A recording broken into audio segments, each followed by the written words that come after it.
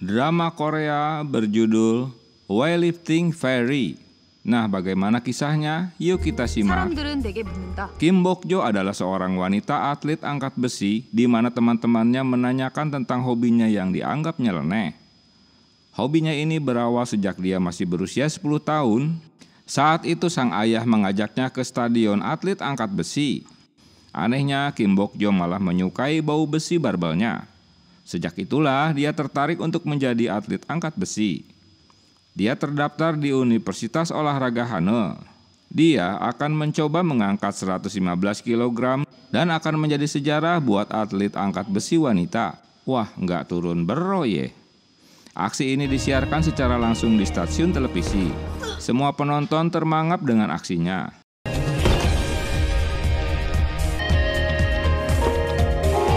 Dia mendapatkan medali emas karena berhasil mengangkat barbel itu. 예선 경기가 펼쳐지고 있습니다. Pada bagian lain, di sebuah stadion sedang berlangsung lomba renang untuk memperebutkan Piala Presiden ke-35. Salah satu peserta bernama Jun Hyung dari Universitas Olahraga Hane. Dia memecahkan rekor baru dari saingan beratnya bernama Taehun. Tapi dalam perlombaan renang sebelumnya, dia didiskualifikasi karena mencuri start. Peserta sudah bersiap untuk memulai lomba, tiba-tiba kepala Jun Hyung sakit. Karena terganggu dengan sakitnya, dia tak dapat mengontrol peluit wasit.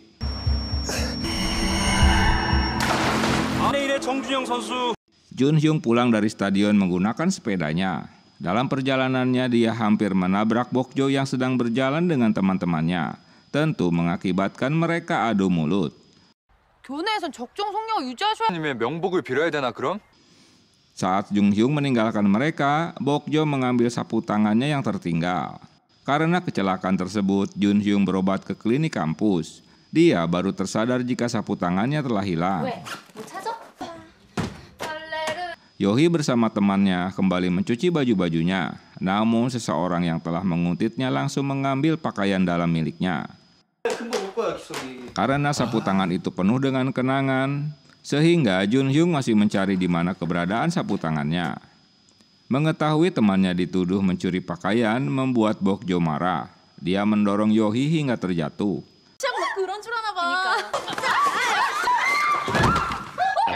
Karena pertengkaran itu membuat Bok-jo dimarahi pelatih.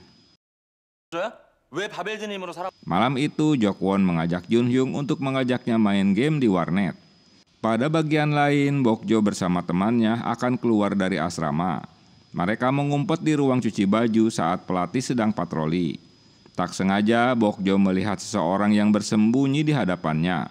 Menyadari tertangkap basah, pencuri itu pun kabur. Jokwon dan Jun Hyung keluar dari kamarnya dengan menggunakan tali agar tak diketahui pelatih. Namun saat Jun Hyung sudah berada di bawah, pencuri tadi melintas di dekatnya. Hal ini membuat Bok-jo salah paham dan menangkapnya. Bok-jo melaporkannya pada pelatih dan dia mendapatkan hukuman karena keluar asrama dengan menyelinap. Sementara Jokwon tak mau bersaksi atas peristiwa tersebut. 일단 이쯤에서 해산하죠 오늘은. Bok-jo tak terima karena Jun Hyung dibela pelatih. Dia ngoceh-ngoceh memarahinya dan dia tak sengaja menyinggung masalah sapu tangan. Sehingga Jun Hyung mengetahui jika sapu tangan yang dicarinya berada di tangannya. Bok-jo tak akan memberikan sapu tangannya jika pakaiannya tak dikembalikan. Mengetahui para mahasiswa selalu membuang koin di bebatuan, Jun Hyung memunguti koin itu. Bok-jo mengetahui siapa yang selalu mengambil koin di tempat tersebut. 한월체육대학교 3학년 Pada bagian lain, panitia sedang mengadakan seleksi senam nasional. Si-ho, salah satu peserta, dia mantan kekasih Jun Hyung. Saat Bok-jo sedang mengembalikan kursi, dia melihat seseorang menggunakan celana dalam merah milik Yohi. Setelah Bok-jo menegurnya, pria tersebut menyerang Bok-jo.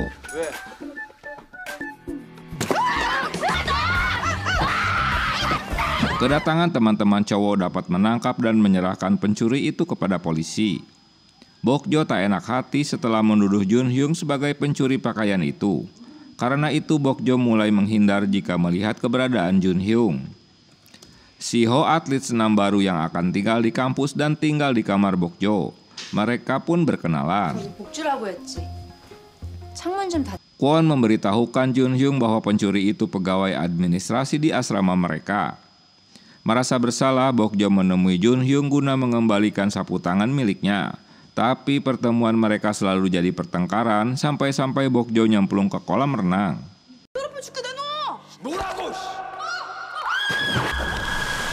Karena Bokjo tak bisa berenang, dengan terpaksa Junhyung menolongnya. Yang sudah tentu dia pun memeluknya deh. Rupanya aksi itu membuat Bokjo teringat masa kecilnya di mana saat itu dia menangkap bocah laki yang terjatuh dari lantai 2 rumahnya. Bokjo keluar dari kolam renang, rupanya dia menceritakan kisah masa kecilnya yang ternyata bocah laki yang terjatuh itu Junhyung. Menyadari mereka pernah bertemu di masa kecil, kini Junhyung memanggil Bokso dengan nama Dong. Kisah ini diceritakan pada kedua sahabatnya bahwa Junhyung teman masa kecilnya. Panggilan Dong membuat sahabatnya geli sehingga ikut-ikut mengoloknya. Pada suatu kesempatan, Bokjo mengantarkan pesanan ayam resto ayahnya. Ternyata Junhyung yang memesannya. Merasa dipermainkan Junhyung, Bokjo langsung pergi meninggalkan mereka sambil mengatakan bahwa pesanan itu dia yang akan membayarnya. Karena merasa bersalah, Junhyung datang ke Bok Resto. Namun dia mengurungkan niatnya setelah mengetahui bahwa pemilik resto itu adalah ayah Bokjo. Junhyung bersama kawan-kawannya makan siang di Bok Chicken. Merasa bersalah belum membayar pesanannya, dia membayar pada ayahnya. Hal ini membuat ayah Bokjo kebingungan kapan ngutangnya orang ini. Tak sengaja Junhyung bertemu dengan Siho, mantan pacarnya. Walau mereka telah putus, namun hubungan baik mereka terus berlanjut. Junhyung melakukan latihan renang bersama teman-temannya. 우리 엄마 좋잖아. 아니 우리 엄마 말고. Jae, seorang dokter yang juga kakak Junhyung, menyarankan agar adiknya segera berkonsultasi dengan seorang psikiater agar kegelisahannya dapat teratasi. Pada bagian lain, Bokjo melihat pengumuman di mana ada orang yang merasa kehilangan meja riasnya. Setelah melihat fotonya, ternyata meja rias itu pernah dibawa ayahnya. Bokjo memarahi sang ayah karena ada orang yang kehilangan meja rias tersebut. Walau kondisi hujan, Bokjo mengembalikan meja rias itu ke tempatnya. Jae melihat Bokjo hujan-hujanan menghampiri dan memayunginya. Melihat aksi Jae membuat Bokjo salah tingkah. Apalagi dia rela basah-basahan karena melindungi Bokjo dari siraman ban mobil yang melintas. Dalam perjalanan pulang, Bokjo merasa senang karena untuk pertama kalinya seorang pria menghargainya sebagai cewek.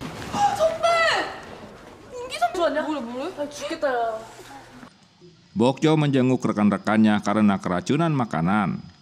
Di kamarnya, Bokjo terus teringat dengan Jae, rupanya kesan pertamanya begitu mendalam. Esok harinya, Bokjo melihat keberadaan Jae, dia pun terus mengejarnya. Rupanya Jae adalah seorang dokter di sebuah klinik. Bokjo nekat kembali menemui Jae di kliniknya. Jae memahami jika Bokjo hanya ingin berkonsultasi dengannya. Namun pertanyaannya nyeleneh, bukan tentang kesehatan. Tentu pertanyaannya ini membuat Jae bingung. 라면은 그 축구 선수? 저 근성이 진짜 뛰어나죠?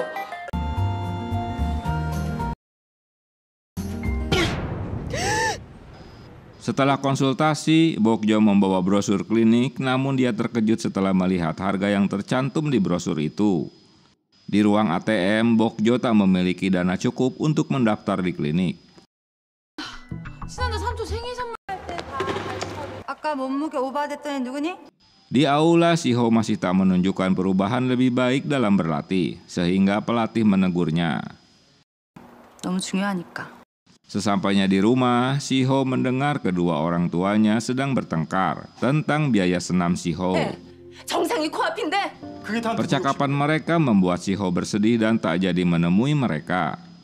Pada bagian lain, Bokjo benar-benar telah jatuh cinta pada Jae. Saat Bokjo keluar gedung, kali ini Jae berada di hadapannya. Sambil memayunginya, dia menanyakan mengapa Bokjo belum mendaftar konsultasinya. Saat Si-ho bertemu Jun Hyung, dia berharap agar kisah percintaan mereka dilanjutkan. Namun Jun Hyung menolak. Kasian dah lo. 가자. Malam itu Bokjo bersama gengnya pergi ke kafe. Nanhee yang sudah mabuk menumpahkan minumannya mengenai orang lain, yang akhirnya malah menjadi adu mulut. Keributan ini menjadi perhatian Jun Hyung yang baru saja masuk ke kafe tersebut. Tapi dia tak berani membela Bokjo. 내가 뭐 너 여자라고 봐줄 줄 알고 이러냐? 그쪽이 먼저 욕했잖아 우리한테. Mereka bertiga pergi dari kafe tersebut. Para cowok itu terus membicarakan mereka. Karena telah merendahkan Bokjo, membuat Jun Hyung kupingnya panas. Sehingga dia tiba-tiba menyerang para cowok tersebut. Dan akhirnya mereka pun berkelahi.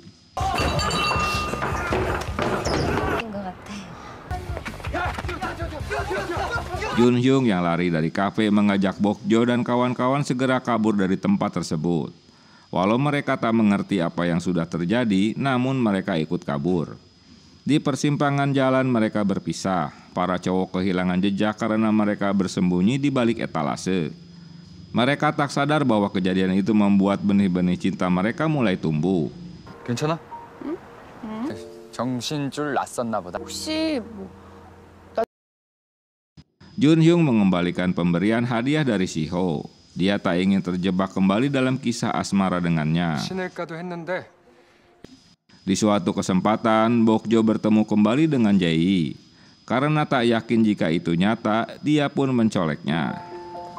Tapi mereka lupa bahwa mereka berdiri di tengah jalan, sehingga terjebak dengan arus lalu lintas. 괜찮아요?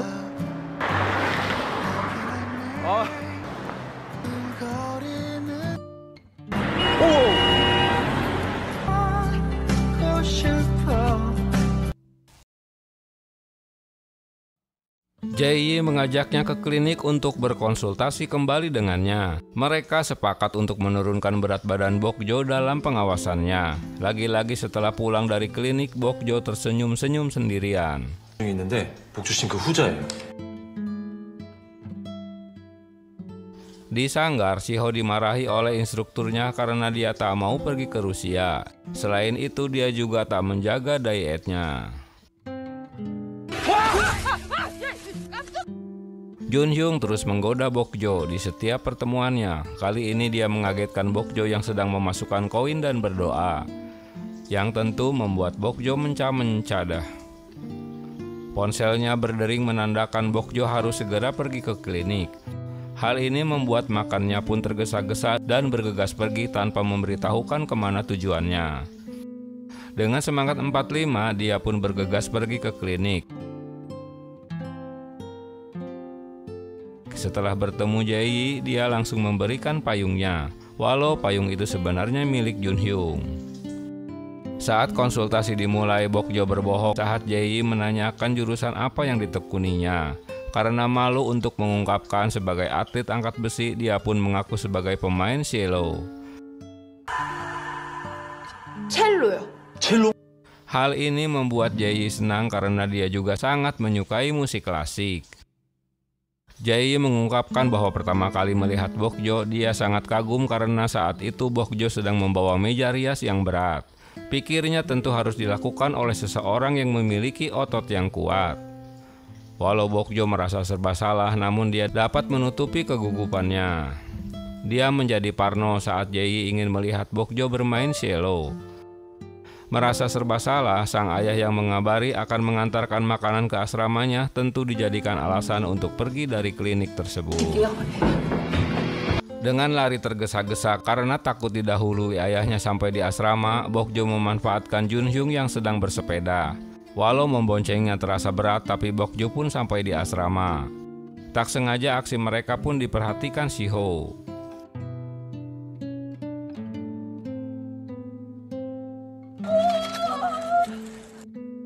Sesampainya di dalam gedung, dia meneriaki ayahnya yang baru masuk ke tempat itu. Sehingga ayahnya tak bertemu dengan kedua sahabatnya. 오늘따라 왜 수다야? Pada bagian lain, Jae-yi menemui Jun Hyung yang habis konsultasi dengan psikiater.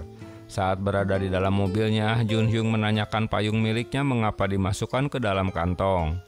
Jae berterus terang bahwa itu dimasukkan oleh pasiennya yang pernah dipinjaminya payung. Dia juga seorang cewek yang berkuliah di musik. Karena penasaran, Jun Hyung harus main ke kliniknya agar bertemu dengan pasien tersebut. 그럼 내가 또 한번 찾아가야지. Saat di kantin, lagi-lagi Jun Hyung menggoda Bokjo dengan mengambil nampannya. Aksi ini juga diketahui oleh Shiho yang langsung memberitahukan bahwa dia kini teman sekamarnya. Mengetahui itu membuat nafsu makan Jun Hyung menjadi hilang. Shiho protes pada Jun Hyung yang meninggalkan dirinya begitu saja. Namun dia berdalih bahwa perbuatannya akan membuat orang lain jadi tak nyaman. Dia masih egois seperti dulu. Merasa bersalah, Shiho mengajak hubungan mereka berlanjut walau dulu dia yang mengajaknya putus. Namun hal itu dikarenakan kompetisi senam yang membuatnya stres sementara performance-nya tak begitu baik. Dia selalu diomeli oleh tutornya.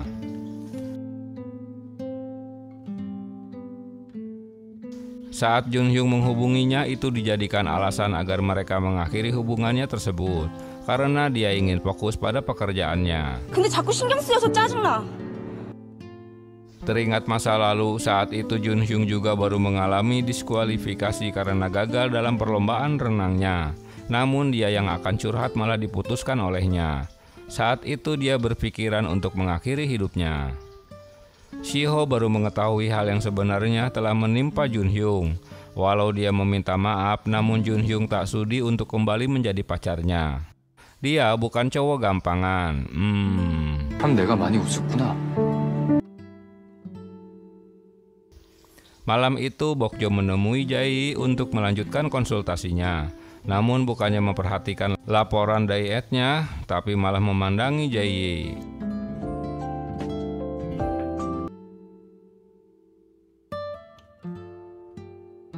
Karena Shiho ditolak untuk berbaikan dengan Jun Hyung, dia meminta bantuan Bokjo untuk menjadi mak comblangnya karena hubungan mereka cukup dekat. 각별이냐 무슨 전혀 그런 사이 아니. Kedua pelatih sedang kebingungan karena tinggal satu turnamen dan beberapa pertandingan lagi. Sementara atasan menuntut mereka untuk mendapatkan medali emas. Akhirnya mereka memutuskan bahwa Bokjo harus dapat meningkatkan kelas angkat besinya, yang sudah tentu harus dibarengi dengan penambahan berat badannya. Rupanya rencana itu membuat ayahnya merasa ragu karena menurunkan berat badan tak semudah menaikkannya. Sementara Bokjo sedang berada di klinik untuk melanjutkan proses dietnya. Namun tak diduga Jun Hyung yang baru saja datang memanggil namanya. 뭐하냐 뚱? Hal ini tentu membuat jantung Bokjo akan copot dah. Apalagi Jae memanggil adik terhadap Jun Hyung. Saat Jun Hyung akan menjelaskan, tiba-tiba Bokjo memotong perkataannya bahwa mereka teman sekolah dasarnya. Jae dengan pede menjelaskan bahwa Bokjo adalah seorang musisi cello.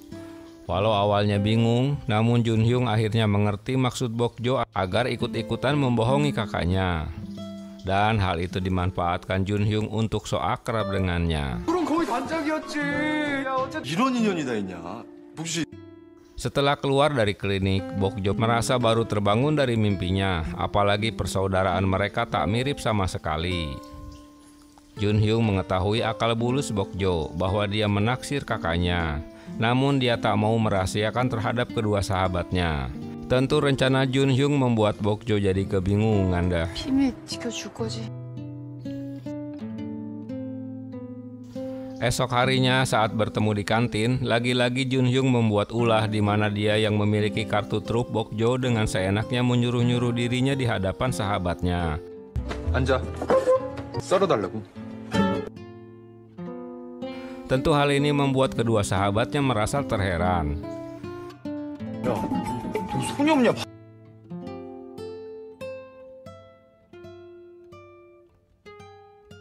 Kepatuhan Bokjo pada Jun Hyung membuat kedua sahabat bertanya-tanya. Menurutnya ada yang aneh dengan perbuatannya tersebut.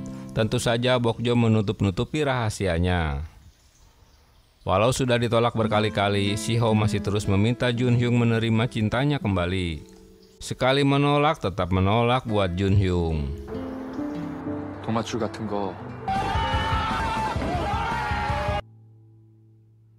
Hari pertandingan antar departemen pun dimulai. Namun Jun Hyung kabur dari event tersebut dan nongkrong di warnet bermain game karena dia tak ingin ikut lomba mengangkat beras mewakili kelompoknya. Mengetahui Jun Hyung tak berada di tempat membuat kepala regunya menjadi marah. Bokjo mengetahui hal itu, dia membuat kesepakatan dengan Jun Hyung bahwa dia bersedia untuk menggantikan posisinya. Dengan syarat Jun Hyung tak berbuat seenaknya lagi terhadap dirinya di hadapan sahabat dan Jae. Walau aksi Bokjo mewakili tim renang mendapat protes dari kelompoknya, dia tak mempedulikannya. Tentu saja Bokjo dapat memenangkan lomba angkat beras tersebut.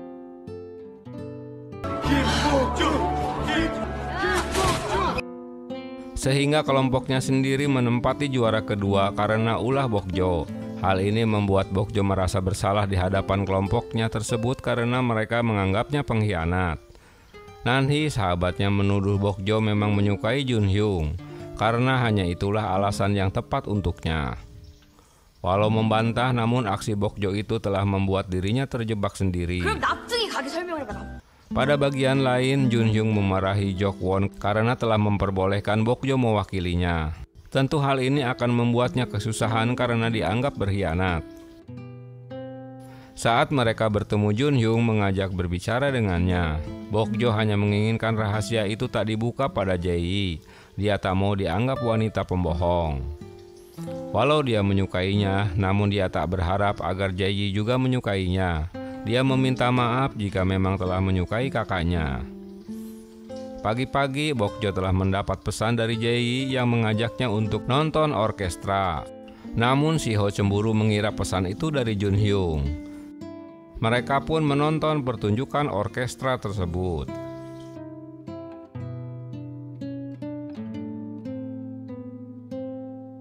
Karena sudah larut malam, pelatih menghubunginya, namun Bokjo tak menerima panggilannya. Dalam perjalanan pulang, Bokjo terus menyanjung Jae, sehingga dia pun jadi GR dah. 태어나서 처음 들어요. Episode 6. Jun Hyung berkonsultasi dengan psikiater menceritakan tentang dirinya. Saat berusia 10 tahun, Jun Hyung ditinggalkan pergi oleh ibunya yang menikah lagi di Kanada. Sementara dirinya tinggal bersama pamannya dan Jae adalah sepupunya. Walau setiap Natal dia mendapatkan kiriman kartu pos atau hadiah dari ibunya, tetapi hal itu tak dapat melupakan kerinduannya pada sang ibu. Saat pulang dari nonton orkestra, Jun Hyung bertemu dengan Bokjo di pinggir jalan. Namun apa sebuah mobil yang melaju di hadapan mereka membuat Bokjo tersiram semburan air hujan.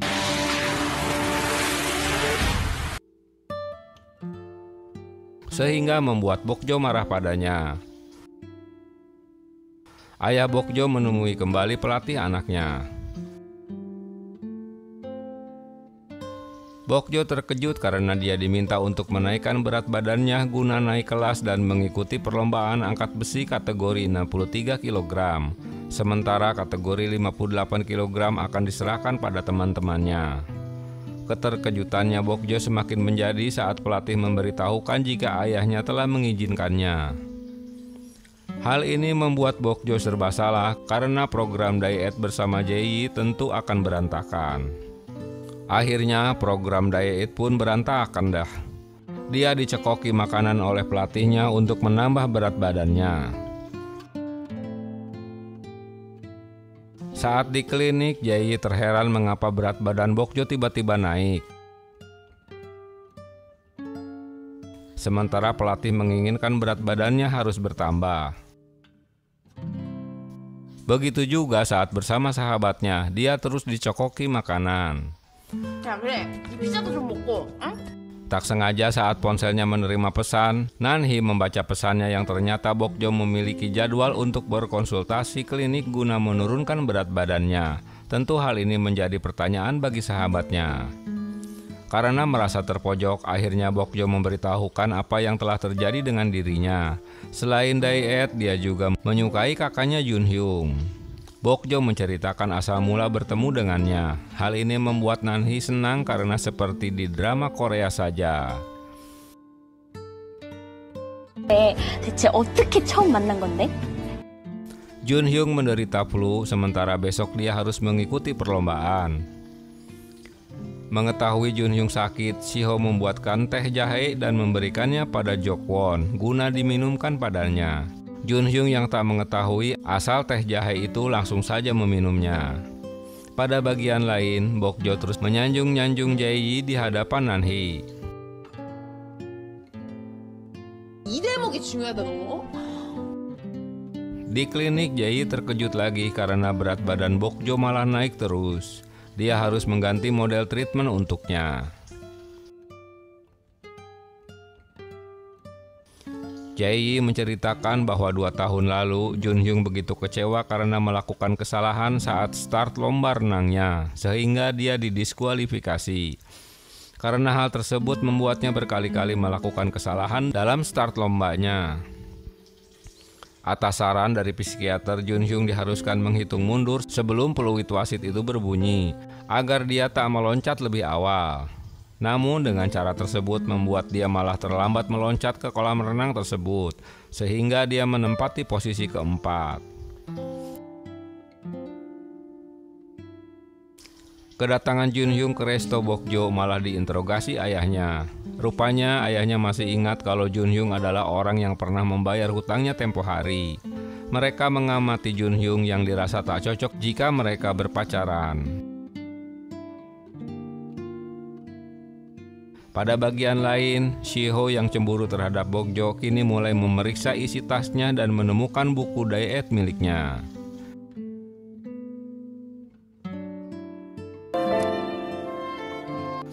Saat di kantin, Bokjo ditelepon ayahnya untuk segera pulang. Sesampainya di rumah, dia terkaget melihat kedua pelatih sedang bersama ayahnya. Apalagi sang ayah memberikan buku diet miliknya. Hal ini membuat ayahnya marah. 뭐냐고 새끼야!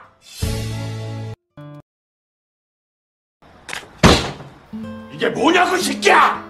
Episode 7.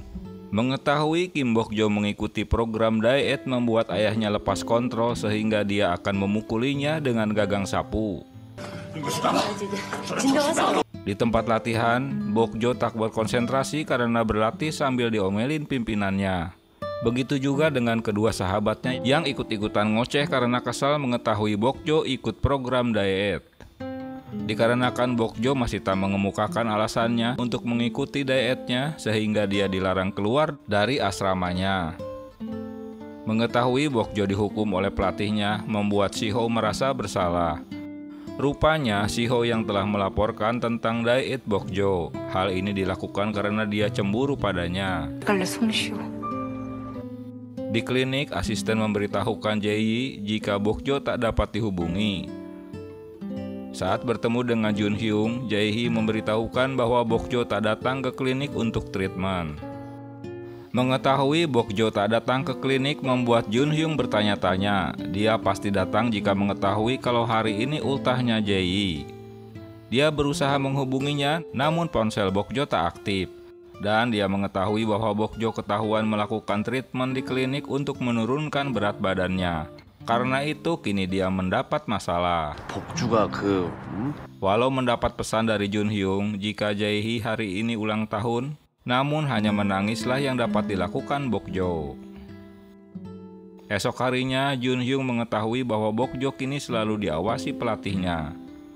Sejak mengetahui ulah Bokjo, kini pimpinan selalu marah-marah karena tim asuhannya tak memperdulikan arahannya. Saat Bokjo bertemu dengan ayahnya, rupanya kemarahan ayahnya kumat lagi. Kali ini dia akan ke klinik untuk bertemu dengan dokternya. Tentu hal ini membuat Bokjo berusaha untuk menahan niat ayahnya tersebut. Pada bagian lain, Shiho masih belum menunjukkan perubahan dalam aksi senamnya, sementara perlombaan akan berlangsung besok. Hal ini membuatnya stres. Walau terlambat, Bokjo membawa hadiah untuk Jae-yi yang berulang tahun. Dia merasa bersalah karena telah membohongi Jae-yi yang mengaku pemain cello. Karena tak cukup keberanian untuk bertemu langsung, sehingga Bokjo hanya menaruh hadiah di mobilnya. Saat kembali ke asrama, Bokjo tertangkap basah berada di luar asrama. Lagi-lagi membuat pelatih kembali memarahi dan menghukumnya. Karena kasihan melihat Bokjo selalu dihukum, akhirnya Nanhee menceritakan hal yang sebenarnya, bahwa Bokjo hanyalah menyukai sang dokter klinik tersebut. Dia memberikan hadiah ultahnya, itu sebabnya dia pergi untuk menemuinya. Mengetahui cerita Nanhee membuat pelatih tak memarahinya lagi. Dia menceritakan kisah masa lalunya kepada Bokjo. Dengan usaha yang keras, akhirnya Junhyung dapat bertemu dengan Bokjo. Dia mengajaknya untuk makan di resto. Junhyung menceritakan jika kakaknya sangat khawatir padanya karena tiba-tiba saja menghilang yang seharusnya dia menghubunginya. Junhyung teringat dengan Shiho di mana pagi-pagi dia masuk ke ruang latihan angkat besi. Hari perlombaan senam pun dimulai. Shiho beraksi sebagai peserta nomor 4. Sementara di kolam renang, Junhyung menunjukkan kemunduran dalam latihannya. Dia begitu tak bersemangat. Sesampainya di asrama, pelatih senam merasa bangga karena timnya dapat berlomba dengan baik. Saat bertemu Shiho, Junhyung langsung menembaknya bahwa dialah yang telah menaruh buku diet Bokjo yang mengakibatkan dia menemui masalah. Dengan kesal, Shiho mengemukakan alasannya karena dia cemburu melihat Junhyung selalu dekat dengannya. 살 빼서 누구한테 잘 보이려고? Kemarahan Shiho pun terus berlanjut, kali ini kepada Bokjo. Dia kesal karena Bokjo selalu menghubungi Junhyung. Selain itu, dia mengakui bahwa dia telah menaruh buku diet miliknya di ruang latihan. 역도장에 갖다 놓은 거 그거. Episode 8. Mengetahui perbuatan Shiho membuat mereka jadi adu mulut. Shiho lupa jika Bokjo adalah atlet angkat besi sehingga sekali menarik tangannya tentu dia akan terpental.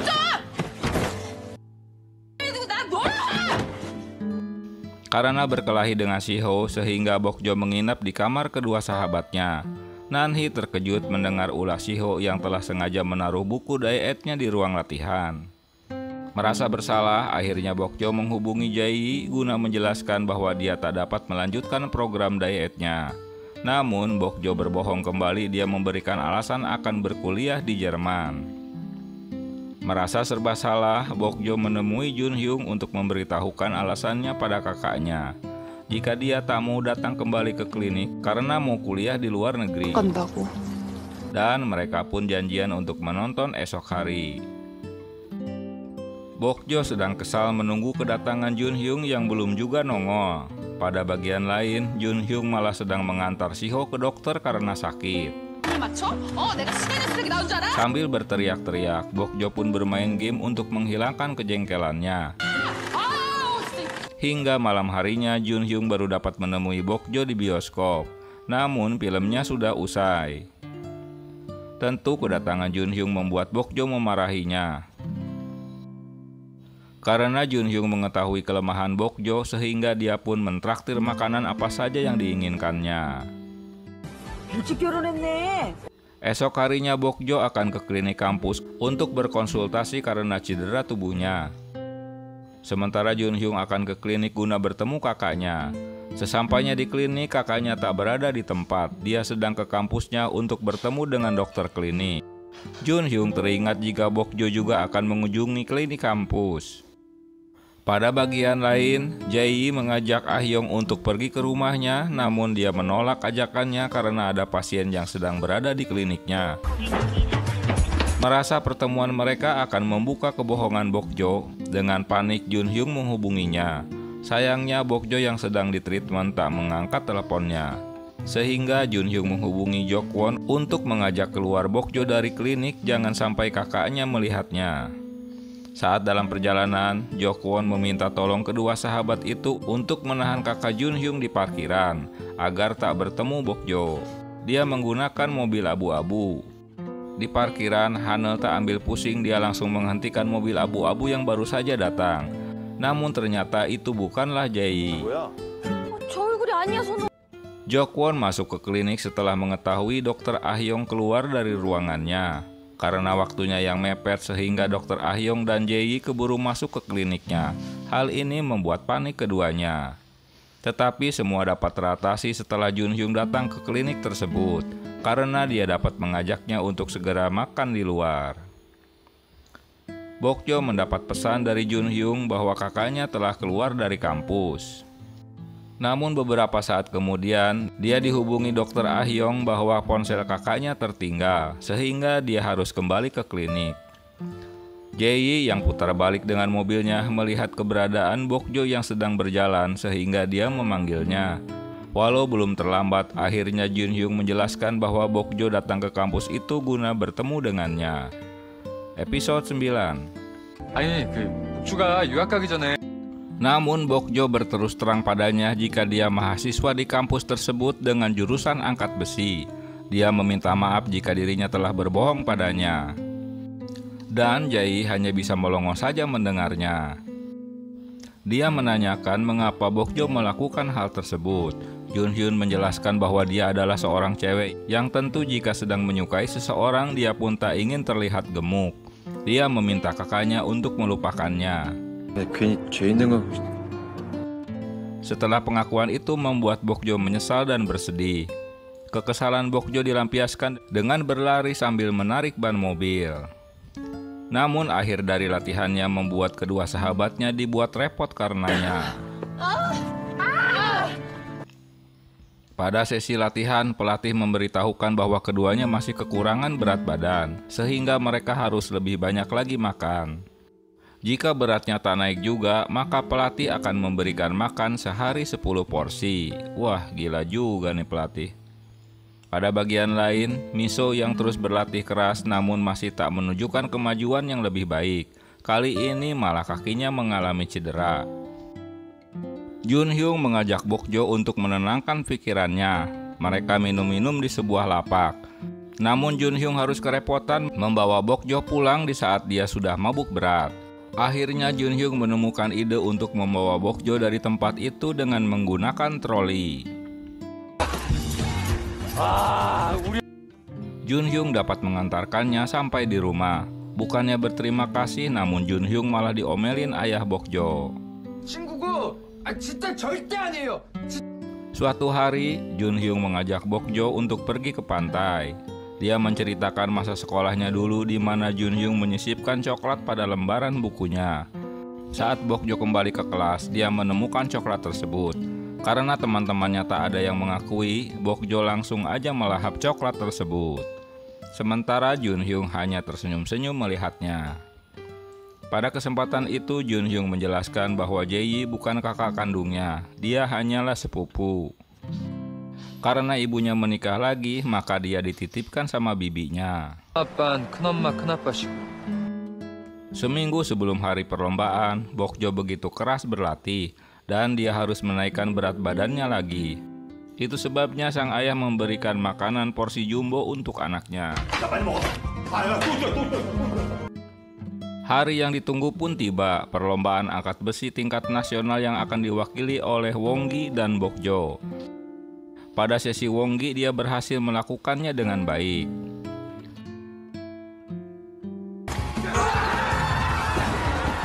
Kini giliran Bok Jo yang harus tampil di atas arena. Dia terkejut melihat kehadiran Jae-yi sambil memegang bunga. Walau penuh dengan keraguan, Bok Jo pun dapat mengangkat barbel tersebut. Hal ini membuat Jae-yi bangga.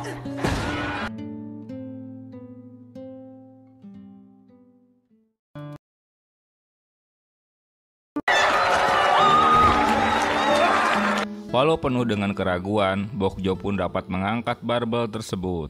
Hal ini membuat Jae-yi bangga. Episode 10. Sayangnya Jun Hyung datang terlambat sehingga tak menyaksikan aksi Bok Jo. Dia terheran melihat kehadiran Jae-yi dengan penuh semangat. Sementara Bok Jo menangis karena terharu. Merasa dia tak ingin diganggu, Jun Hyung membatalkan untuk bertemu dengannya. 형 여기 어떻게 왔어? Sesampainya di luar gedung, Jun Hyung bertemu dengan Jae-yi. Dia ngoceh-ngoceh memarahinya. Junhyung menjelaskan bahwa cowok yang dicintai Bokjo itu Jae-yi. Itu sebabnya dia melakukan treatment diet agar dapat bertemu dengannya. Dia sangat kecewa setelah Jae-yi mengetahui profesi yang sebenarnya. Dia merasa dirinya seorang pembohong. Sementara Jae-yi selalu menunjukkan batang hidungnya dimanapun dia berada. Dia seorang wanita yang tentu tak sanggup untuk memperlihatkan wajahnya saat mengangkat beban di hadapan cowok yang ditaksirnya. Dengan kesal, Junhyung meminta Jae-yi untuk segera pergi dari kampusnya. Di dalam bis, pelatih dan temannya bersukaria atas keberhasilan tim mereka. Tetapi lain lagi dengan Bokjo yang tetap bersedih. Mereka merayakan makan-makan di resto Bok Chicken milik ayah Bokjo. Sementara Bokjo mengurung dirinya di kamar. Sambil mengingat apa yang terjadi di mana Jae-yi melihat penampilannya sebagai atlet angkat besi. Setelah ditegur Junhyung, kini Jae-yi yang teringat di mana pertama kali dia bertemu dengan Bokjo serta momen romantis bersama Bokjo. Kemenangan tim mereka membuahkan hasil di mana mereka mendapatkan sponsor untuk mendukung aktivitas mereka. Selain itu, pihak sponsor ingin merekrut Bokjo menjadi tim nasional. Pihak sponsor ingin bertemu dengannya. 김복주 씨. 통화 가능해요? Jae-yi mengajak Bokjo bertemu. Dia memberikan ucapan selamat padanya. Selain itu, dia meminta maaf karena telah hadir di saat pertandingan yang seharusnya tak dilakukannya. 뭔데? Saat bertemu Junhyung, kali ini Bokjo memarahi karena Junhyung berterus terang jika dia menyukai kakaknya. Hal itu tentu akan menyulitkan Jae-yi karena tak bisa menerima perasaannya. Dan adu mulut ini berakhir dengan pertengkaran.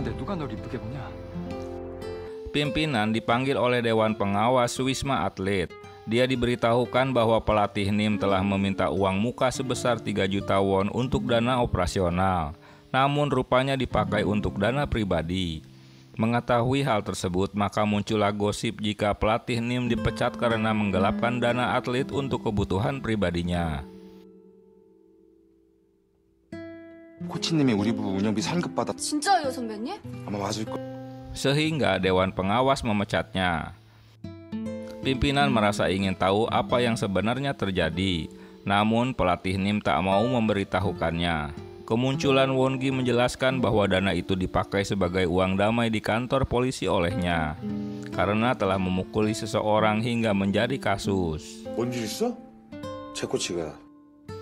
Mengetahui permasalahan yang ada, pimpinan menemui ayah Bokjo. Dia merasa bersalah karena sebagai pimpinan dia telah mengabaikan masalah timnya. Pada bagian lain, pelatih NIM telah membereskan barang-barangnya untuk segera keluar dari tempat tersebut. Walau begitu, dia memberikan motivasi terakhir untuk timnya agar tetap giat berlatih. Namun kepergiannya membuat Bokjo menahannya. Dia tak percaya jika pelatih NIM telah melakukan hal tersebut. Karena pelatih tak memperdulikannya, maka membuat Bokjo menangis seperti anak kecil. Kepergian pelatih NIM membuat anggota tim menjadi murung. Setelah peristiwa itu, Bokjo selalu menyendiri. Dia bahkan tak ingin menerima panggilan teleponnya. Junhyung yang mengetahui kabar tersebut segera mencarinya. Saat mereka bertemu, Bokjo merasa ada yang aneh pada dirinya. Dia kini merasa ingin berhenti menjadi atlet angkat besi.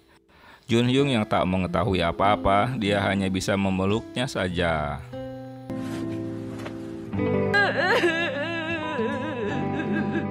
Episode 11. Dengan tidak adanya pelatih NIM, membuat Bokjo menyampaikan niatnya itu untuk berhenti menjadi atlet angkat besi. Hal ini membuat ayahnya khawatir dan jadi marah. Pada bagian lain, Junhyung teringat dengan semua kenangan manis bersama Bokjo. 나 몰래 연애라도 하냐? Ayah Bokjo menemui pimpinan guna menyampaikan kemauan anaknya yang ingin berhenti menjadi atlet angkat besi. Oleh karena itu, pimpinan menyuruh Bokjo agar cuti untuk sementara waktu. Bokjo berpamitan pada kedua sahabatnya bahwa dia akan mengambil cuti dari aktivitasnya sebagai atlet.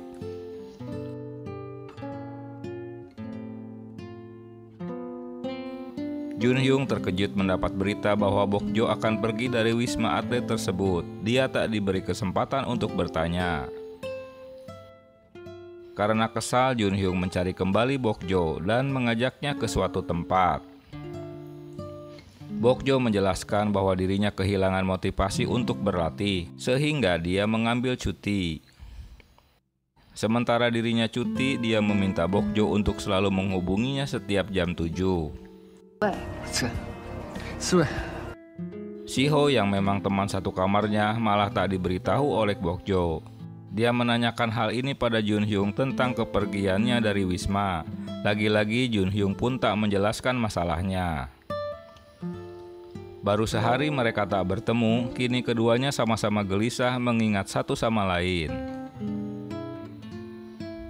Di tempat latihan, mereka membicarakan Bokjo.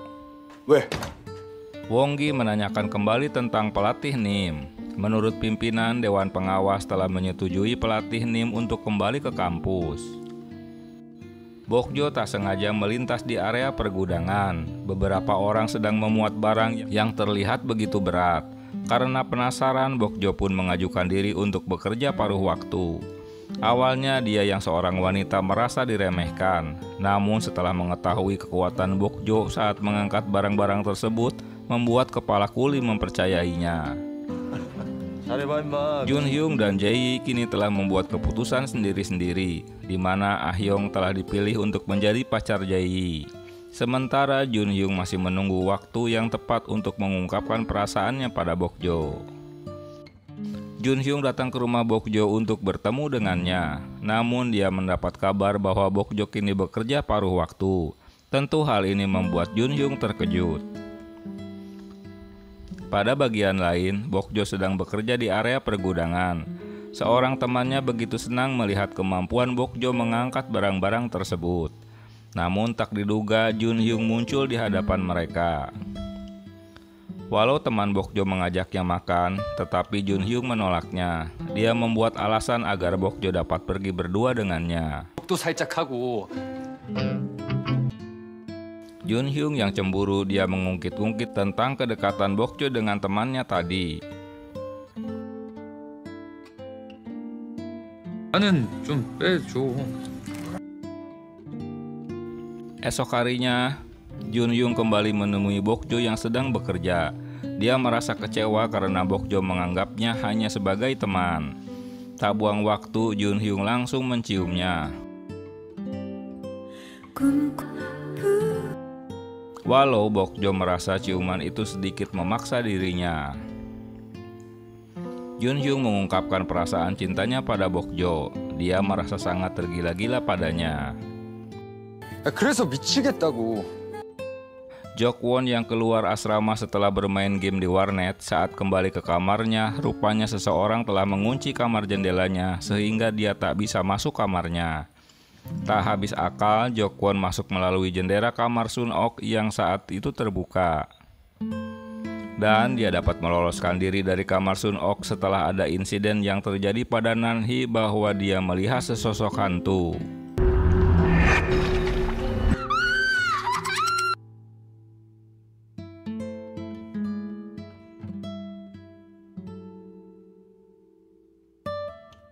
Mendengar Jun Hyung berterus terang mengungkapkan perasaannya membuat Bokjo tak ingin berbicara dengannya. Dia lebih menganggap Jun Hyung sebagai teman saja. 나 그냥 깐다고? Sebelumnya Jun Hyung memang telah menduganya bahwa Bokjo tak mau menjadi pacarnya. Karena Bokjo merasa serba salah sehingga dia menendang sesuatu yang menyebabkan dompetnya terjatuh. Saat mereka berpisah, Jun Hyung melihat sebuah dompet yang terjatuh. Dia melihat KTP yang ada di dompet itu rupanya milik Bokjo. Di kamarnya, Jun Hyung terus memandangi foto KTP milik Bokjo. Dia kesal melihat Bokjo menyimpan foto cowok di dalam dompetnya. Selain itu, dia menemukan catatan beberapa keinginan Bokjo yang belum kesampaian. Dalam keinginannya itu, Jun Hyung mengetahui apa yang harus dilakukannya. 요게 포인트야. Pada bagian lain, Bokjo teringat di mana dia dicium oleh Jun Hyung. Sementara omongan Nanhee yang menceritakan tentang hantu tak didengarnya. Saat Bokjo kehausan, dia terpaksa harus mengambil minuman di pantry karena botol minumannya kosong. Dengan mengendap-endap, dia berjalan untuk mengambil minumannya. Namun dia melihat sosok wanita yang sedang makan sesuatu di pantry tersebut. Dia mulai ketakutan, jangan-jangan itulah hantu yang dimaksud sahabatnya. 뭐 하는 거예요, 지금? 저기요! Ternyata dia bukan hantu melainkan Shiho yang memang bertingkah stres. Esok harinya, Shiho mengatakan bahwa dirinya memang sering makan dalam kondisi tidur. 기숙사 시끄럽다 그래가지고. Bokjo menjelaskan bahwa penghuni asrama akhir-akhir ini dihebohkan dengan keberadaan hantu wanita. Namun Shiho tak menanggapinya. Walau dia ingat dengan apa yang pernah dilakukannya, rupanya itu efek samping dari obat tidurnya. Saat Junhyung bertemu kembali dengan Bokjo, dia berpura-pura melihat sesuatu, padahal hanya mengembalikan dompet pada kantong jaketnya dengan sembunyi-sembunyi. 미친놈. Pelatih meminta mereka untuk pulang ke rumah dan diwajibkan untuk makan sebanyak-banyaknya agar otot menjadi kuat dan berat badan bertambah. Pada bagian lain, pelatih senam sedang memarahi timnya karena baru saja libur 3 hari, namun berat badan anggotanya malah naik. 끝나고 복귀 날 선발전 작품. Junhyung mengajak Bokjo untuk bermain ke taman hiburan. Namun dia bete karena Bokjo mengajak kedua sahabatnya. Tak lama kemudian menyusullah Jokwon untuk bergabung dengan mereka setelah Nani menghubunginya. Dan mereka pun bersenang-senang sambil berteriak-teriak karena kehebohan permainan tersebut.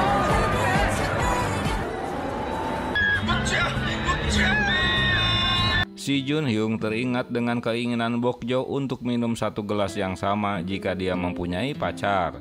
Dia pun mewujudkannya. Dengan gaya tak bersalah, Junhyung terus berusaha mengambil hati Bokjo guna menjalin hubungan dengannya. Sayangnya masih belum berhasil. Keinginan lain yang diwujudkan Bokjo belajar main piano. Bokjo mendapat kabar dari Nanhi yang memberitahukan bahwa Sonok masih belum masuk di Wisma. Karena memiliki solidaritas teman yang tinggi, dia berkunjung ke rumah Sonok yang berada di luar kota. 나니가 전화했지? Kali ini Junhyung membeli bunga untuk meluluhkan hati Bokjo. Dia berharap agar usahanya ini berhasil. Sayangnya Bokjo sedang berada di luar kota, sehingga dia menunggunya di terminal bis. Junhyung menegur Bokjo yang sedang tergesa-gesa saat keluar dari terminal untuk segera pergi ke rumah sakit. Begitu juga saat dia di rumah sakit, Bokjo malah semakin panik. Hal ini membuat Junhyung menunda-nunda untuk memberikan bunga padanya karena situasi yang tak sesuai harapannya. Atas saran dokter, jika ayah Bokjo harus dirawat beberapa hari di rumah sakit. Pada bagian lain, Jae sedang reuni dengan teman-temannya. Rupanya kedatangan Sanggu bersama mantan pacarnya bernama Hwan Hee. Saat mereka bertegur sapa di depan toilet, Sanggu melihat mereka. Hal ini menimbulkan kesalahpahaman. Saat mereka kembali ke meja makan, Jae menolak tawarannya untuk minum. Merasa tersinggung membuat Sanggu jadi marah. Untuk menghindari keributan, Jae pun pamit. Namun Sanggu tetap menahannya. Karena kecemburuannya pada Hwan Hee membuat dia berbuat kasar padanya. Sehingga Jae pun memberikan bogem mentah padanya. Karena pemukulan itu membuat Ah Hyung menegur Jae. Dia juga merasa cemburu karena pemukulan itu dikarenakan mantan pacarnya.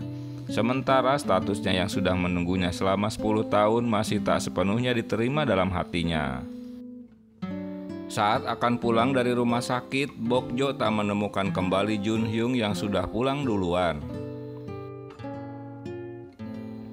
Pimpinan senang melihat Bokjo kembali ke Wisma setelah cuti dari aktivitasnya. Kedatangan teman-temannya membuat mereka senang. 그래야지 우리 역도요정이지. Dengan rencana perceraian orang tuanya membuat Shiho malah semakin tak fokus dalam berlatih. Dia selalu ditegur oleh pelatihnya. 한 번도 날 꿈에 Di tempat lain, Jae-yi terus mengingat ucapan Ah-yong bahwa kehadirannya masih belum diterima sebagai kekasihnya dan dia harus menghentikan harapannya. Malam itu, di saat salju turun untuk pertama kalinya, Bok-jo yang teringat terus pada Jun-hyung akhirnya menerima cintanya. Mengetahui ini, Jun-hyung langsung saja menciumnya. Rupanya ciuman itu dibalas oleh Bok-jo. Episode 13. Sesampainya di kamar, Bok-jo berbunga-bunga di hatinya. Apalagi Jun-hyung mengirimkan pesan kembali sehingga mereka pun asik berpacaran lewat pesan tersebut. 자냐? Si Jok-won memberitahukan Jun-hyung bahwa Si-ho berusaha mengakhiri hidupnya dengan meminum obat. Mengetahui kabar buruk, Jun-hyung pun menengok Si-ho di rumah sakit. Dokter memberitahukan bahwa kondisinya tak parah, namun kondisi kesehatannya harus dilakukan pemeriksaan lebih lanjut. 일단 입원해서 상태를 체크. Pimpinan berusaha melobi Dewan Pengawas agar pelatih Choi Nim dapat kembali bekerja. Dia berusaha untuk menservis Pak Dewan hingga mabuk. Jun-hyung menemui kembali Si-ho. Kali ini Si-ho memintanya agar mereka tetap berteman. Dia tak memintanya kembali hubungan mereka berlanjut. 치료 좀 받아볼까 봐. Merasa dibohongi, pimpinan marah terhadap Dewan Pengawas. Mereka bukannya mau mengembalikan pelatih Choi Nim ke Wisma, namun mereka akan merekrut pelatih baru sebagai penggantinya. Karena jengkel, pimpinan mengancamnya untuk berhenti melatih tim angkat besi. Kedatangan Bok-jo ke kamar Si-ho membuat dirinya terkejut karena melihat Jun-hyung berada di dekatnya. Rupanya bunga yang dibawa Bok-jo membuat alergi Si-ho. Kini apapun yang Bok-jo akan lakukan untuk Si-ho selalu diambil alih oleh Jun-hyung. Hal ini membuat dirinya tersinggung karena merasa Jun-hyung lebih memperhatikannya. Saat pulang dari rumah sakit, Bok-jo terus terdiam. Jun-hyung merasa tak bersalah dengan apa yang telah dilakukan dan menyinggung perasaannya. 아니, 아직 안 들어갔는데. Apalagi baru berpisah sebentar, Si-ho pun sudah menghubunginya kembali. Saking kesalnya membuat Bok-jo melahap jajanannya. Aduh, si Bok-jo. Karena merasa dibully terus membuat mereka akhirnya jadi perang mulut dah. Saat kembali ke tempat latihan, Bok-jo melihat kawan-kawannya sedang gelisah karena pimpinan mereka mengundurkan diri. Melihat situasi tambah kisruh sehingga Won-ki menjelaskan bahwa dana yang dipakai pelatih Choi Nim ini untuk membantunya. Mengetahui pengakuan ini, kini semua atlet angkat besi melakukan protes terhadap kampus mereka. Rencana mereka berhasil untuk menarik perhatian Dewan Pengawas kampus. Jun-hyung baru mengetahui jika aksi demo itu masih berlangsung hingga malam hari. Mereka melakukan mogok makan dan latihan. Dia yang kasihan segera menemui Bok-jo agar mengakhiri protesnya. 한겨울에 밖에서 이게 뭐 하는 짓? Dikarenakan hujan salju semakin lebat, Won-ki menyuruh timnya untuk beristirahat masuk ke tenda. Sementara Jun-hyung kembali menemui Bok-jo guna mengganti kaos kakinya dan membawakan jaket tebal untuknya. Esok harinya protes pun dilanjutkan, namun hanya tersisa 3 orang yang masih bertahan. Won-ki diberitahukan bahwa pelatih mereka yang baru adalah koneksinya Dewan Pengawas, sehingga isu ini merebak ke hal KKN. Mereka melanjutkan aksinya untuk memutari kampus sambil berteriak-teriak. 윤덕만이 올시다. Pada bagian lain, mantan pimpinan mereka sudah meninggalkan Wisma Atlet. Dia mendapat telepon dari Dewan Pengawas bahwa timnya sedang melakukan protes. Karena merasa bertanggung jawab terhadap timnya, walau sudah mengundurkan diri, pimpinan menegur mereka agar segera berhenti protes dan berlatih seperti biasanya. Sempat jadi bulan-bulanan, pimpinan mendapatkan berita baik bahwa tim pengawas akan mempekerjakan kembali pelatih Choi Nim dan hanya akan memberikan sanksi 3 bulan potongan gaji. Tentu hal ini membuat tim merasa senang. Pimpinan segera memberitahukan kabar gembira ini pada pelatih Choi Nim. Karena terharu atas keberanian timnya, ayah Bokjo yang juga mantan atlet angkat besi memberikan gratis makanan dan minuman untuk mereka. Pelatih Nim meminta maaf telah menyusahkan semuanya. Siang itu Siho diperbolehkan pulang dari rumah sakit. 두 사람 되게 친해 보인다. Dan kedekatan Junhyung dan Bokjo semakin lengket saja.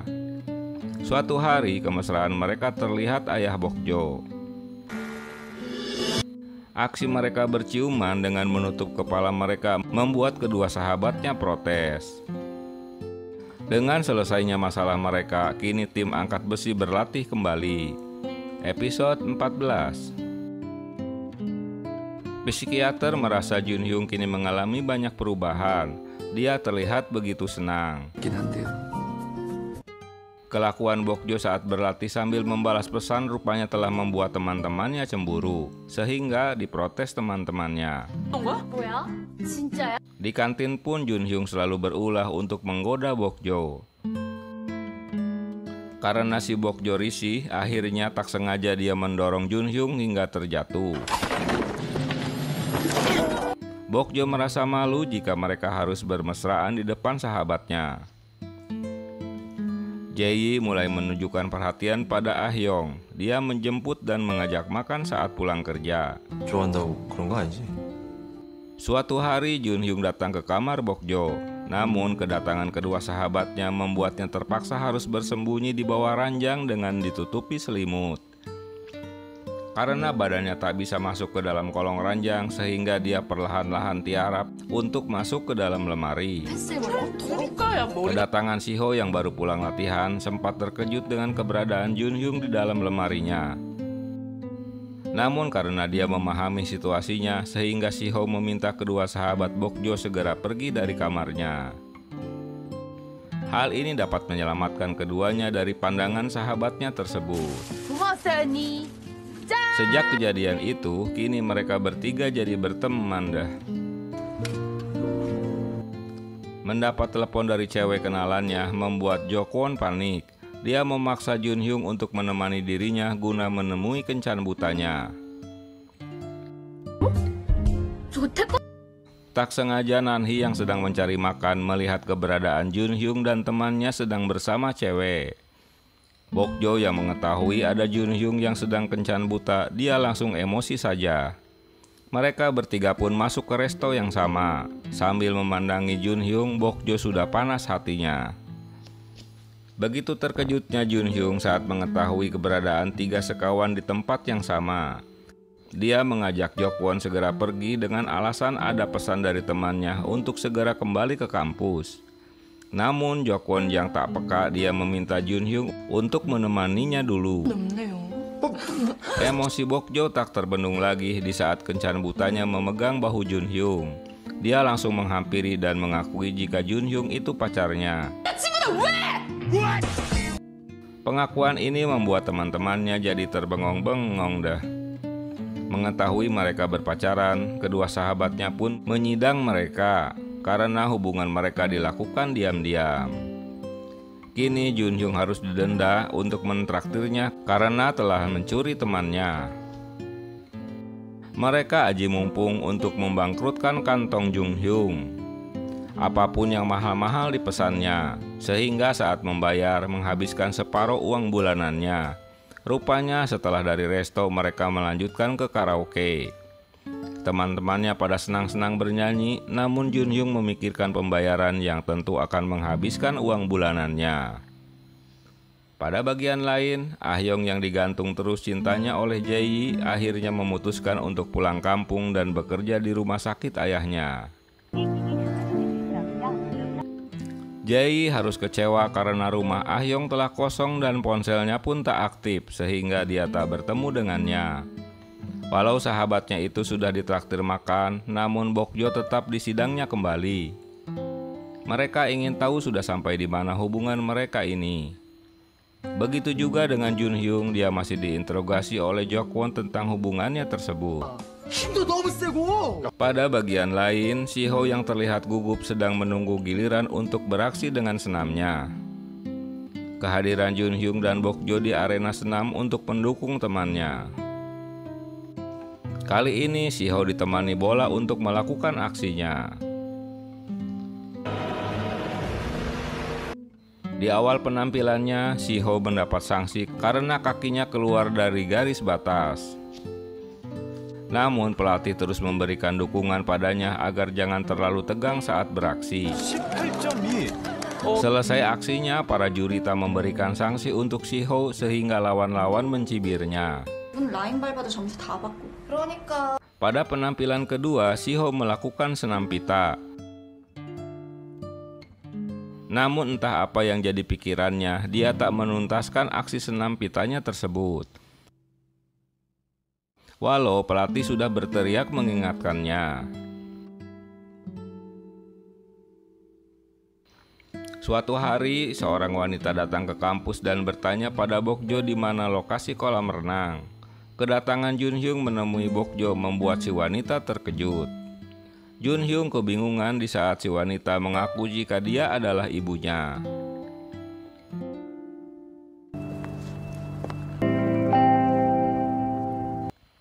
Antara mimpi dan ngelindur, Junhyung tak percaya jika ibunya sedang berdiri di hadapannya. Dia tak dapat menahan air matanya. Setelah sekian lama, akhirnya doa untuk bertemu dengan sang ibu pun terkabul. Pada bagian lain, Bibi dan Paman Junhyung merasa khawatir jika ibunya akan menyinggung mengenai kartu pos. 준영이 엄마가 바보야? 그걸 뭐하러 얘기해? Esok harinya, ibu dan anak itu pun berjanji untuk bertemu kembali. Namun kali ini mereka akan bertemu di apartemen ibunya. Dia berpesan untuk membawakan album fotonya. Sebelum ke apartemen, Junhyung mampir ke rumah pamannya untuk mengambil album foto. Tapi tak sengaja dia menguping pembicaraan Bibi dan Jae yang akan mentransfer uang kepada ibu Junhyung yang sedang mendapatkan masalah karena anaknya mengidap penyakit langka. Junhyung yang tak dapat menerima perlakuan tersebut menampakkan batang hidungnya dan segera protes dengan apa yang diperbuat oleh bibinya. Dia kesal karena kedatangan ibunya hanya membawa masalah. Seharusnya dia berterima kasih pada bibi dan pamannya karena telah menitipkan anaknya. Bukannya malah ngerecokin lagi. Karena Junhyung tak dapat mengontrol emosinya sehingga sang bibi menamparnya. Karena perkataannya yang telah menyinggung dirinya. Di sanggar, pimpinan memberitahukan Bokjo bahwa dia minggu depan harus bergabung dengan tim pelatnas. Tentu hal ini membanggakan semuanya. Bokjo memberitahukan sahabatnya bahwa dia kini akan menjadi atlet nasional. Dia harus segera pindah dari tempat tersebut. Namun Bokjo merasa bete karena Junhyung tak aktif ponselnya. Begitu juga dengan Jae yang tak dapat menghubunginya. Bibinya sangat menyesal karena telah menampar Junhyung. Dia pasti sangat terluka. Mereka mulai bertanya-tanya karena Junhyung tak nongol di hadapan mereka. 복씨한테 연락 오면 나한테 바로 연락 줘요. Pertemuan Bokjo dan Jae sama-sama mencari keberadaan Junhyung yang menghilang. Dia bertindak seperti anak-anak. Pada bagian lain, Junhyung sedang tertidur di pantai. Dia memimpikan masa lalunya. 슬럼프를 겪으셨다던데. Di sanggar, kameramen sedang beraksi untuk meliput aktivitas angkat besi termasuk mewawancarai Bokjo yang akan menjadi atlet nasional.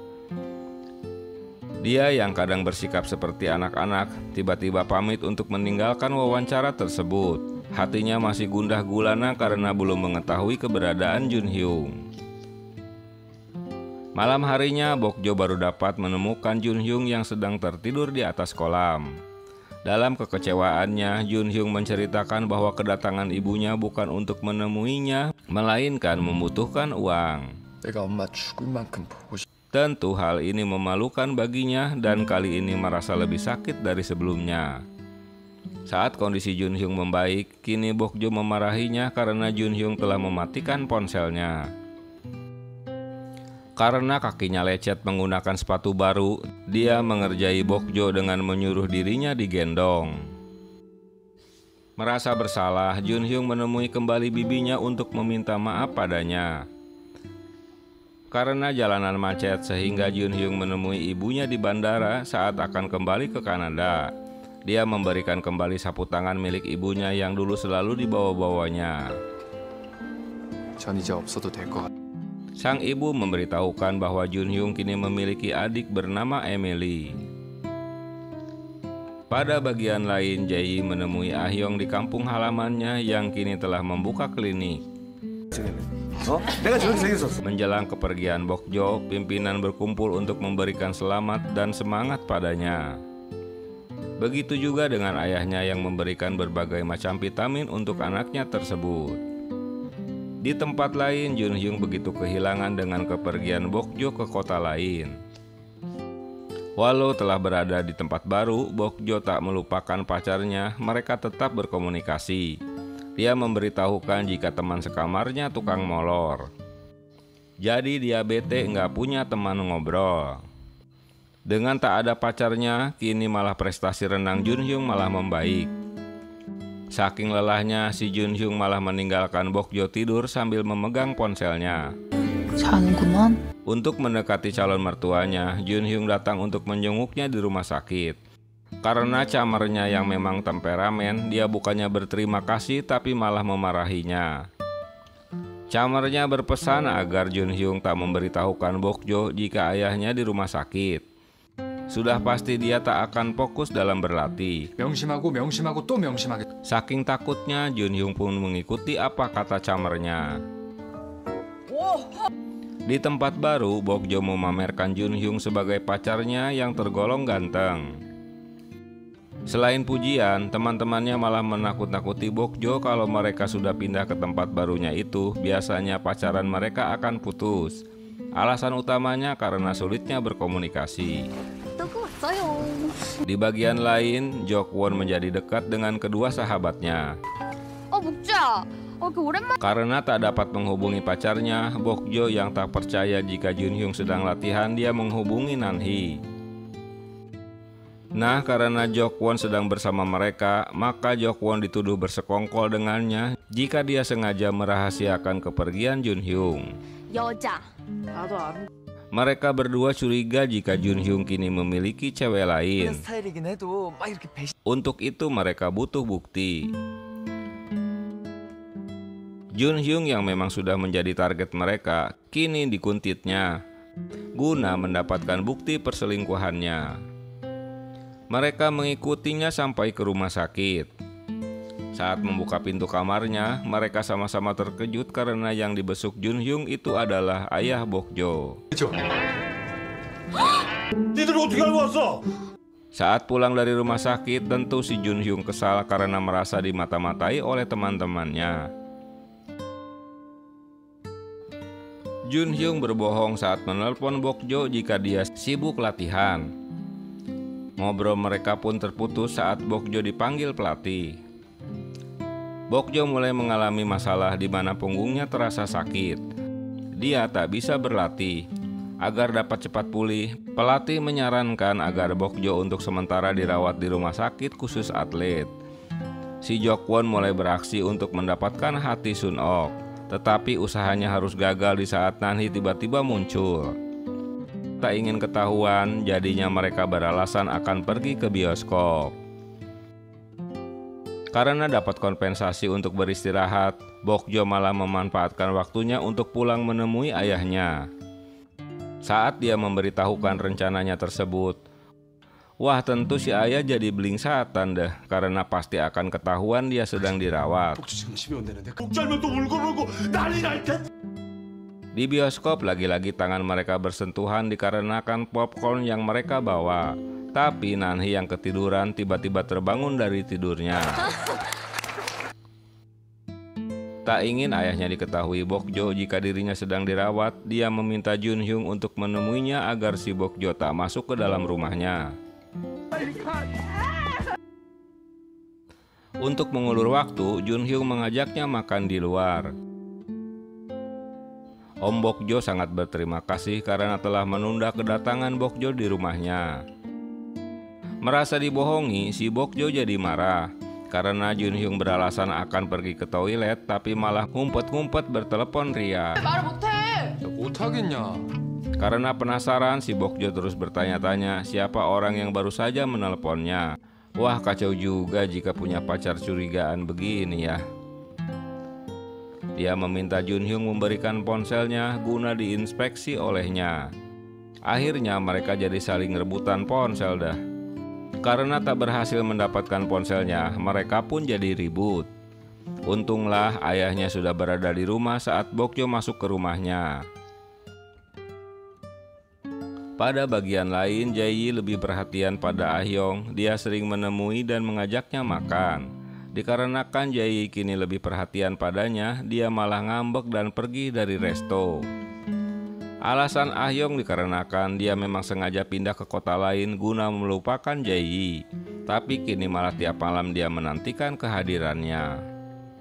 Kekesalan Ah-hyong disambut dengan pelukan Jae-yi karena dia merasa kehilangan dirinya. 없는 서울. Junhyung yang menyelinap ke rumah Bokjo diketahui oleh ayahnya. Sehingga dia pun diinterogasi.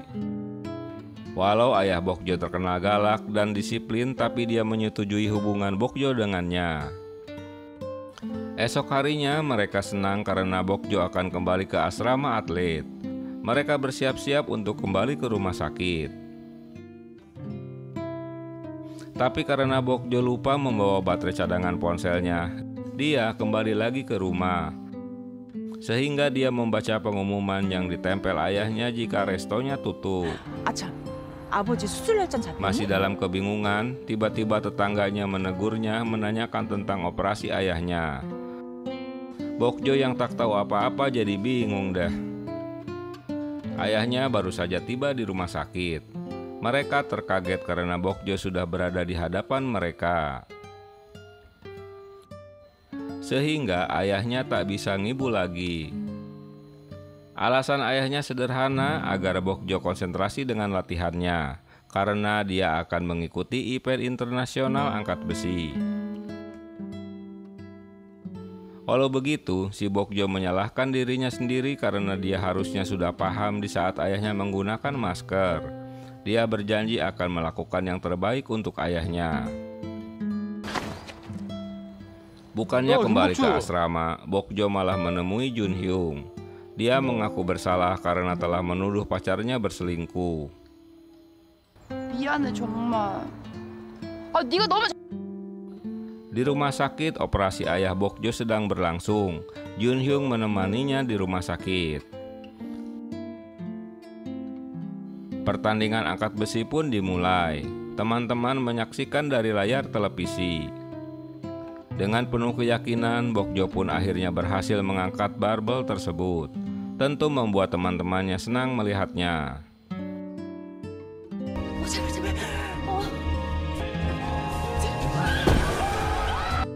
Sementara ayahnya terkapar di ranjang karena baru saja selesai dioperasi. Kedatangan tim nasional disambut mereka di bandara.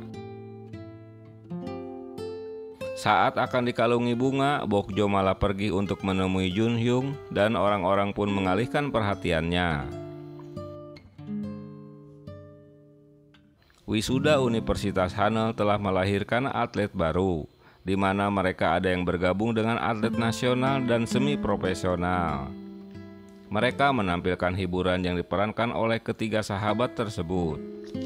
Hal ini membuat semua tim bergembira. Cerita ditutup dengan pertemuan keluarga Junhyung dan ayah Bokjo di kampus tersebut. 나 좀 덜렁거리는 거 알지? 몰라 했어.